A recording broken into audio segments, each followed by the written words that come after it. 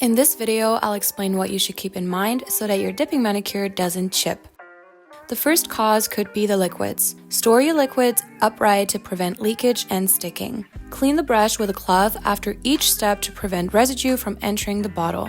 Additionally, always check the expiration date of your liquids. The second cause may already lie in the preparation of your nails. Before application, avoid using moisturizing lotions as the oily surface of the nails reduces adhesion. Gently push back the cuticles with a pusher. Then, thoroughly remove the buildup under the cuticles with the pointed end of the brusher. Shape your nails. Roughen the nail surface with a buffer for better adhesion. It shouldn't be too smooth.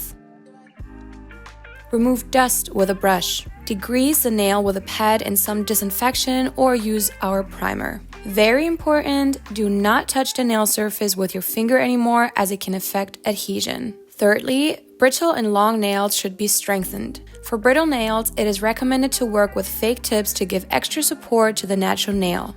Alternatively, just like with long nails, you can use the apex method to strengthen the natural nail at the stress point. Stress point is where the nail receives the most pressure. For this, lightly press down on the tip of your nail with your index finger. You'll see that the nail bed underneath looks bright and almost whitish red. Now, you can build up the apex method with base powder so that the color doesn't become too intense. Apply a strip of base coat in the middle of the nail and dip into the base powder.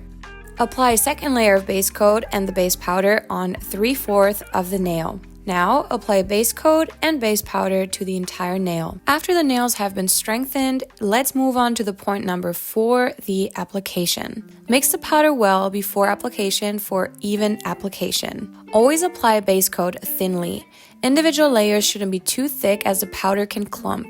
Don't forget to wrap the free nail edge with each layer. Make sure not to apply the material to the cuticles as this can cause lifting. For a smooth transition, apply the first color powder layer with some distance to the nail edge. Before the second powder layer, push back the cuticles slightly again. Clean the edge with a wooden stick after each powder layer before applying activator. For a clean result, it's best to leave a 0.5 mm gap from the cuticle when painting. Apply activator generously also at the nail tip and let it dry for at least 2 minutes. Gently shape your nails. After the first layer of activator, roughen the nail surface again with a buffer.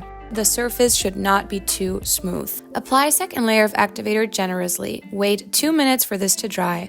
Finally, apply 2 layers of top coat, also wrapping the nail tip. Let each layer dry for at least 2 minutes. I hope you enjoyed this video and that these tips will help you with your next dipping manicure.